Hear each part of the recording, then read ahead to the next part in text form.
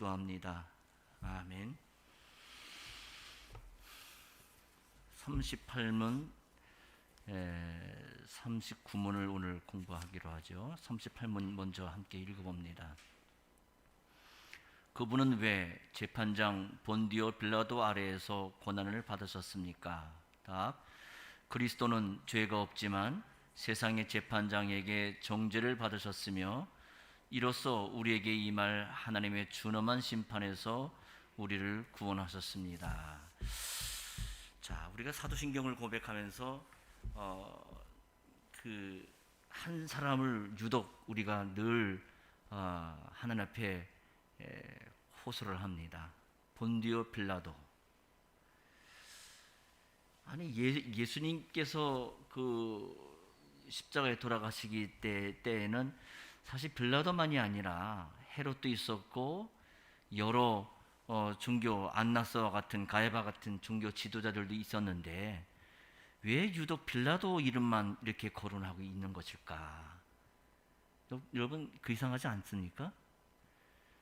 자, 그런데 사실 이 빌라도라는 사람을 보면은 로마 시대에 많은 총독들이 있었지만은 별로 그렇게 유능하지도 않았고 또 뭐 유명한 집안에 태어난 사람이라서 그렇게 역사에 기록될 만한 유능한 인물은 아니었습니다. 그런데 사도신경에서 고백함으로 인해서 아주 역사 대대로 유명해진 사람이 되고 만 거예요. 자, 그럼 왜 이 짧은 사도신경에서 유독 빌라도라는 이름이 계속 언급되고 있는 것일까? 자, 여기는 몇 가지 분명한 이유가 있는데요. 사도신경에서 빌라도 이름을 굳이 언급하고 있는 것은 첫 번째로 예수 그리스도의 고난이 역사적 사실임을 명백하기 위해서입니다. 통치자의 이름과 함께 어떤 일이 일어난 것을 밝히는 것이 일반적인 관습이기 때문에 여기에서는 십자가형을 당시 법정에서 허락한 로마 총독 빌라도를 거명함으로 예수님의 그 십자가의 역사성을 분명히 하라는 뜻이 담아 있는 겁니다. 두 번째는 예수님의 죽으심의 공적인 성격을 나타내기 위해서 빌라도의 이름이 거론되고 있는데요. 사실 로마 하면은 아시아, 유럽, 또 이 중동이 이르기까지 세 대륙에 거친 제국을 세운 아주 당시에 로마 법 하면은 최고의 법 아닙니까?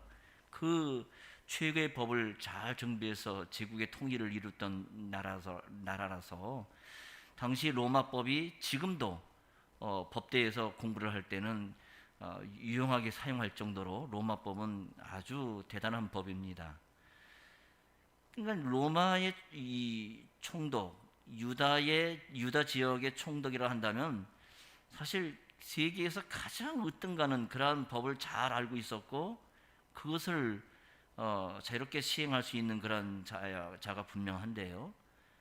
근데 안타깝게도 이 빌라도라는 사람은 그러한 법을 갖고 있음에도 불구하고 정의롭게 법을 집행하지를 않았던 사람이에요.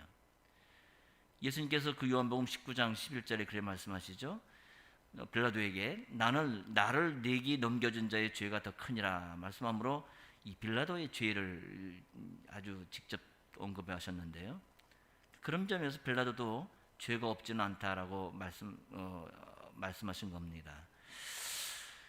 근데 여기서 이제 38문에서 빌라도라는 걸 얘기하고 있는 것은 빌라도 개인의 죄가 아니라 예수 그리스도의 죽으심의 공적 성격을 드러내고자 이 얘기를 하고 있는 거예요. 우리가 성경에서 순교를 당한 사람들 대표적인 예를 들면 스데반을 들 수 있는데 스데반의 경우는 공회의 판결로서 유대인들에게 돌로 침을 당하지 않았어요? 그러나 또 세례 요한이라는 인물도 있죠. 세례 요한도 헤롯이 유다의 왕인 헤롯이 죽였는데 그렇지만 예수님은 헤롯과 유대 공의회뿐만 아니라 빌라도도 함께 참여한 그런 죽음을 당하셨다 말이죠. 이게 이제 예수님의 죽음의 공적 성격을 잘 드러내는 겁니다. 짧은 이 사도신경에서 빌라도의 이름을 밝히고 있는 것은 세상 법전도 결국 하나님의 도구다. 이 사실을 밝히고 있는 거고, 그리스도의 죽음이 공적인 죽음임을 분명하게 하기 위해서 이 사실을 적시하고 있는 겁니다. 그 역대하 19장 6절이죠. 재판은 여호와를 위함이니 너희가 재판할 때 여호와께서 너희와 함께 하실지라 라는 말씀처럼 재판관은 그 직분을 행할 때 하나님의 재판을 나타내야 됩니다. 우리가 지난 주일날 로마서를 통해서 세상 정권에 대해서 우리가 생각을 했습니다마는 이 나라의 공직자들도 하나님의 사자라는 점에서 이 빌라도의 재판의 배후에는 분명한 하나님의 재판이 있는 겁니다. 예수님이 요한복음 19장 11절에 그렇게 말씀하시죠. 위에서 권세를 주지 아니었다면 나를 해야 할 권세가 없었으리라. 이렇게 말씀하시므로 빌라도의 재판이 곧 하나님의 재판이라는 사실을 주님의 입으로 인정하셨습니다. 말하자면 이 빌라도 재판정에 서신 예수님은 사실 하나님의 재판정에 서신 것이다 하는 점이죠. 자, 이 빌라도의 재판정에서는 이제 세 가지 점이 아주 두드러지는데요. 첫째는 예수님의 무죄입니다. 빌라도는 예수님이 무죄하다고 자기 입으로 얘기를 했고 또 손을 씻음으로 그 재판에서 손을 띄고자 했죠. 예수님께서 죄가 있는지를 자기는 찾지를 못했다라고 얘기한 거예요. 그 말이 복음서에 무려 3번이나 반복해서 언급이 됩니다. 이 말은 이제 예수님의 무죄성을 강조하고자 하는 건데, 두 번째는 예수님께서 그럼에도 불구하고 죄인으로 취급을 당하셨다는 거예요. 법정에서 분명 죄가 없다라고 인정을 했지만 그분은 죄인으로서 죽음을 당하신 거예요. 이런 아이러니는 빌라도가 예수님의 무죄를 알았지만 예수님을 죄인으로 결국 취급하고 말았던 거예요. 채찍질하여서 놓아주고 했고 대신 바라바라는 죄인을 처형하고자 했지만은 결국 예수님을 놓아주지 못하고 바라바를 오히려 대신해서 예수님을 어떻게 하고자 한 거죠. 헤로데에게 보내서 책임을 피하고자 한 겁니다. 그러나 빌라도는 유대 지도자들의 사주를 받은 군중의 요구를 따라가지고 결국 십자가에 내어주고 말았어요. 그러니까 예수님이 십자가를 지신 것은 예수님의 죽음에 대한 성경의 예언을 이루고자 하는 거지, 이게 참 여러 가지 복잡한 상황이죠. 세 번째는 예수님의 죽음은 대속의 죽음이셨다 하는 점이에요. 예수님의 십자가는 그분 자신의 죄가 아니라 바로 우리 죄를 대신해 죽음을 당하신 것을 나타냅니다. 하나님께서는 빌라도의 재판정을 사용하셔서 그분에게서 우리의 죄를 찾으신 거예요. 이건 가야바의 예언을 이용한 것과 비슷하죠. 우리를 위해서 한 사람이 희생당하는 것이 마땅하다라고 얘기한 그의 입을 통해 된 예언을 예수님을 통해서 이루신 거예요. 그리스도는 빌라도의 재판을 피하고자 하지 않으셨고 잠잠하게 그 형을 다 받으셨어요. 이게 하나님의 뜻이고 이 재판이 하나님의 공적인 재판임을 아셨기 때문에 그렇게 순순하게 응하셨던 겁니다. 공회 헤롯만이 아니라 빌라도도 결국 하나님께서 예정하신 그것을 이루는 그러한 도구로 사용됐던 겁니다. 예수님께서 빌라도 앞에서 증언하신 것은 신자들에게도 믿음의 선한 싸움을 싸울 것에 대한 모범이 되었습니다. 자, 그런데 이렇게 십자가에 달리 돌아가신 의미를 39문에 재차 물어봅니다. 39문입니다. 그리스도께서 십자가에 못 박히심은 달리 돌아가신 것보다 특별한 의미가 있습니까? 답, 그렇습니다. 십자가에 달린 자는 하나님께 저주를 받은 자이므로 그가 십자가에 달리심은 내게 임한 저주를 대신 받은 것이라고 나는 확신하게 됩니다. 이 십자가에 못 박혀 죽으시고 라는 말로 우리는 예수님의 육체의 고통을 생각을 하고 또 우리 입으로 고백을 하는데요. 이 예수님의 죽으심에 대한 묘사를 보게 되면 육체의 고통을 호소한 것은 찾아볼 수가 없어요. 정말 찢어져서 내가 피가 너무 나가지고 고통스럽습니다. 힘들어 죽겠습니다. 이런 고통을 찾아볼 수 없단 말이죠. 그보다는 하나님으로부터 버림을 받았다는 그 상실감, 두려움, 그게 크신 거예요. 그걸 아주 대단히 중요하게 보셨습니다. 나의 하나님, 나의 하나님, 어찌하여 나를 버리셨습니까? 라고 십자가에서 그 고통 중에 아주 통곡을 하는 소리를 외치지 않습니까? 성경에서는 십자가에 달린 것을 두고 하나님의 저주라고 가르쳐 줍니다. 가령 신명기 21장 22절 23절 보게 되면 구약에 보면 이 죽을 죄를 범한 사람을 죽인 후에 나무에 달아놓아요. 그래서 나무에 달린 사람들은 하나님께 저주를 받았다라고 이야기를 합니다. 큰 죄인의 경우 이스라엘 사람들은 돌로 쳐 죽였거든요. 근데 몸을 죽인 것으로 다 되지 않았다 생각을 했기 때문에 사람은 몸을 죽여도 영혼은 죽이지 못한다는 걸 알고, 그래서 이스라엘 사람들은 사형을 돌로 때려서 죽인 다음에 그 시체를 다시 성 밖으로 끌고 가가지고 나무에 매달아 둡니다. 그리고는 하나님께 그 저주의 기도를 올리는 거예요. 우리는 우리로서 마땅히 집행할 형벌을 집행을 했으나 우리는 그의 영혼에 대해서는 어찌할 수 없는 자들이니 하늘의 하나님께서 이 죄인의 영혼에 저주를 퍼부어 주십시오 하고 십자가에 그 시체를 매달아 놓고선 기도를 하는 겁니다. 마치 우리나라 같으면 부관참치라는 거 있죠. 죄인을 죽이고 나서 그 다음에 다시 그 시체를 갖다가 그 관 속에 집어넣은 걸 다시 끄집어내서 또 한 번 죽이는 일이 있는데, 그거 비슷한 거 하지 않나 생각되는데, 이 나무에 달린 사람은 인간의 세계뿐만 아니라 하늘에서도 있을 자리가 없음을 분명히 그런 식으로 드러낸 겁니다. 그래서 구약에서는 시체를 계속 그곳에 매다는 일을 금했습니다. 인간적인 복수심에만 치우치지 않도록 그렇게 배려한 건데요. 마찬가지로 예수님께서는 그러한 저주를 받기 위해서 십자가에 달리셨어요. 특히 성 안에서가 아니라 성 밖으로 나가서 나무에 달리셨습니다. 이스라엘에서는 죽은 사람을 이 나무에 매달았지만은 그리스도는 산 채로 나무에 달려서 하나님의 저주를 받으셨어요. 산 채로 나무에 달려서 지나가는 사람들의 조롱 소리도 다 들으셨고, 또 하나님께서 아들 되신 자신을 외면하시는 것도 십자가 상에서 다 경험하셨어요. 이렇게 철저하게 죄로 말미암은 저주를 받으시면서 몸과 영혼에 하나님의 저주를 받으셨던 겁니다. 나의 죄 때문에 나에게 임한 저주를 대신 받으셨어요. 이렇게 그리스도는 우리 대신 죄가 되어 주심으로 우리가 그리스도 안에서 의가 되게 하셨습니다. 의로우신 분이 불의한 우리를 대신해 우리가 하나님 앞에 나아가게 하신 거예요. 하나님의 의는 하나님께서 예수님께서 죄에 대한 저주를 짊어지도록 하신 데서도 나타나지만, 하나님의 의를 만족시켰을 때에는 우리에게 의를 입혀주신 데서도 잘 나타나게 됩니다.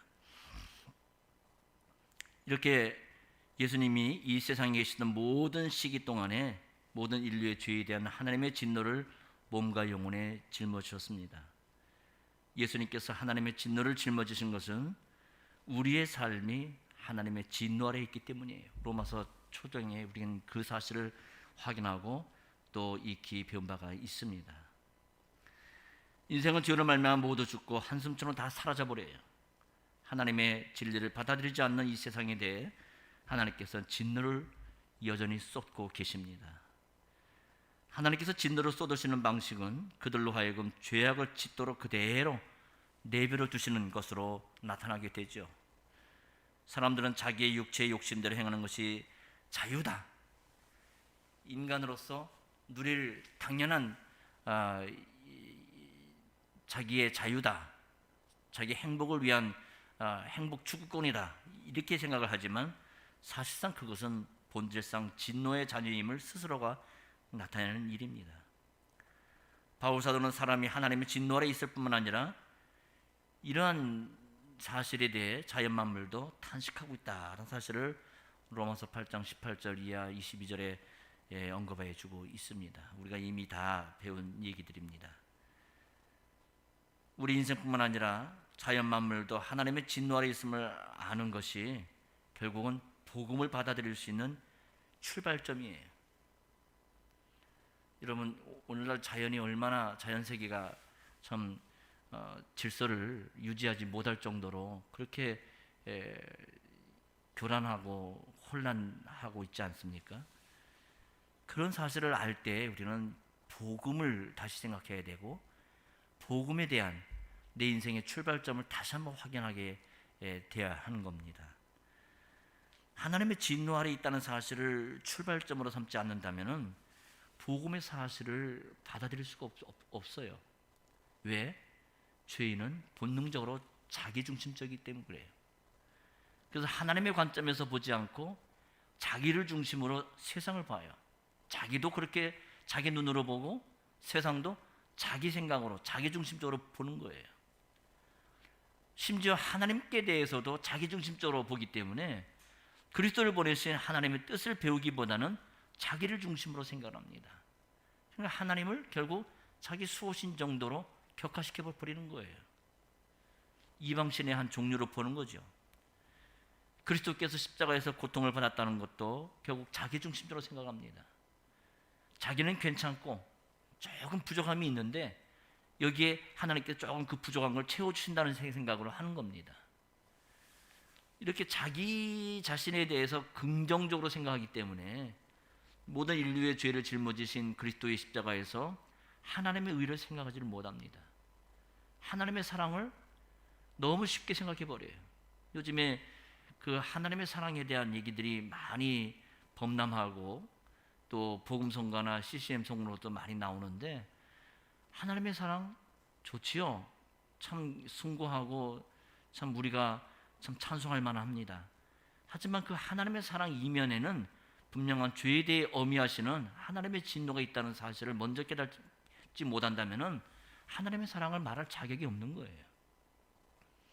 공의가 없는 사랑이란 것은 천박한 거고 우리로서는 내가 죄인이고 이 죄에 대해 하나님의 진노가 임한다는 사실을 바르게 하는 일이 중요합니다. 여기가 그 사실이 바로 복음의 출발이에요. 그럴 때의 구원의 사실을 바르게 알고 자기가 주어진 환경에서 자신의 일을 제대로 할 수가 있을 겁니다. 그게 바로 소명이고 사명이에요. 하나님의 진노 아래 있으면서도 자기중심적이기 때문에 그 사실조차 모르는 사람을 거기에서 건져낼 수 있는 분은 사실 세상에는 존재하지 않습니다. 하나님같이 되려고 하면서 자기 길을 가는 거, 이게 죄가 아닙니까? 이게 죄의 본질이 아니겠어요? 하지만 모든 사람들이 옛날도 그랬고 오늘도 여전히 그 길을 가고 있는 거예요. 우리는 모두 양과 같아서 각기 제 길로 갔다라고 이사야 53장 6절에 말씀하지 않습니까? 그러한 우리 무리의 죄를 여호와께서는 여호와의 종에게 다 담당시키셨어요. 아드님은 하나님과 동등됨을 취할 걸 여기지 아니하시고 종의 형체를 입고 순종의 길을 가셨고 하나님께서는 그런 아드님을 높이셨습니다.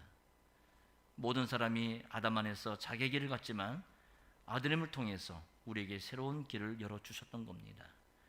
그리스도께서는 십자가에서 얻으신 의를 우리에게 입혀주셔서 우리가 하나님께 나아가게 그렇게 하시는 여호와에게 향하는 그런 유일한 길이 되시는 겁니다.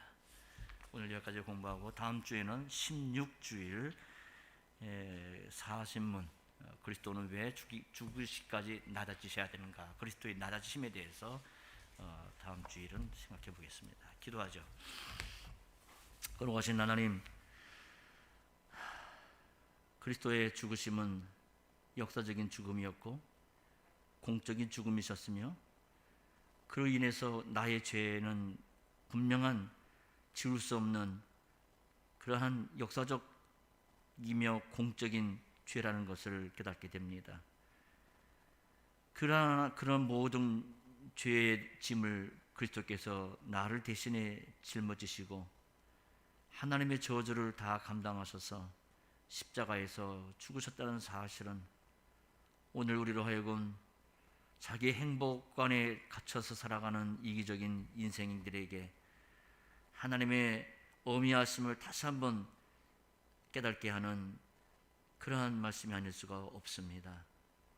주님, 자기를 사랑하는 것이 그야말로 극치에 달하는 오늘 이 시대 안에서 그리스도의 죽음이 오늘 나에게 무엇을 말해주고 있고 내가 받고 깨달아야 될, 또 붙잡고 가야 될 복음의 그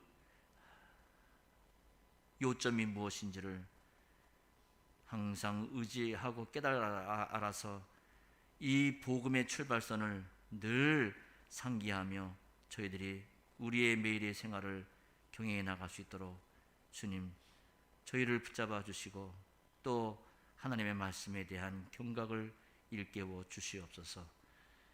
그러한 마음으로 주님 앞에 드릴 때에, 예배할 때에 그 예배가 살아있는 예배고 신령과 진정으로 드리는 성신적인 예배가 될 수 있겠사오니 오늘 우리에 드려지는 예배가 그러한 예배가 되게 하여 주옵소서. 예수 이름으로 기도합니다. 아멘.